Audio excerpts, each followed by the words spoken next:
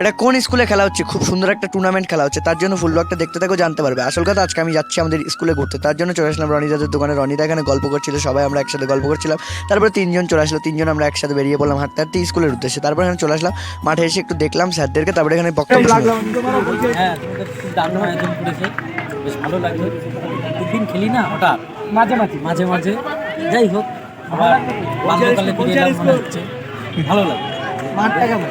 মাঠটা দারুণ, আয়োজন দারুণ করেছে, পরিবেশটা এই একটা যাই হোক।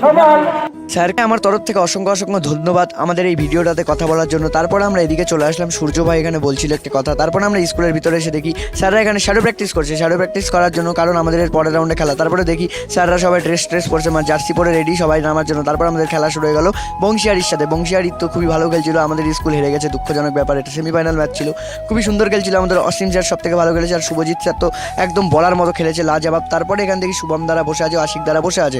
তারপর আমরা এখান থেকে বেরিয়ে পড়লাম খেলা থেকে, খেলা শেষ হয়ে গেছে, বংশিয়ারি জিতে গিয়েছিল। তারপর আমরা এখান থেকে বাড়ির এদিকে চলে আসলাম, তার জন্য আমি বসে বসে একটু দেখছিলাম। তারপরে এদিকে চলে আসলাম, আর আমাদের স্কুলের নাম প্রমোদ দাশগুপ্ত। এখানে ব্লগটা অ্যান্ড থ্যাংক